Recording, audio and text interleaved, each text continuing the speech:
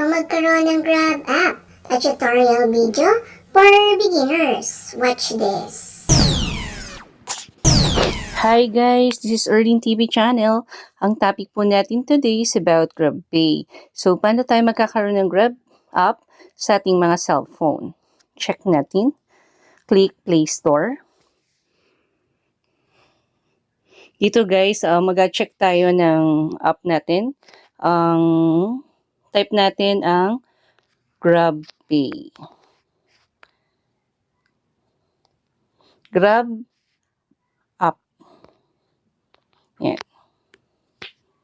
So, dito guys, mag-i-install tayo. Click Install for Grab Taxi and Food Delivery. So, ito yung way para maka-access tayo sa Grab. Dahil order tayo ng food, kailangan natin ng Grab app.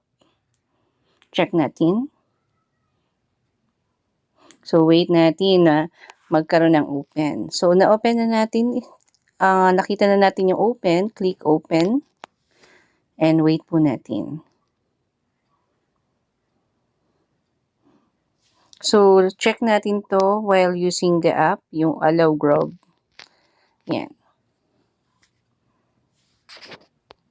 So, dito guys, kung nyari, meron na tayong account, click natin to. Gamit ko before, so, i-enter lang natin yung number natin. So, make sure po, remember niyo yung number nyo para maka-access po tayo dito. So, mobile number. So, i-enter natin ang 6-digit number, ang 6-digit code. Dito guys, ito ang lalabas. Once na enter mo na ang code, enter your PIN.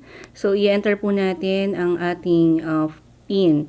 Kung nakalimutan, i-forgot PIN po natin and create tayo ng new PIN. So, i-enter na po natin ang ating PIN.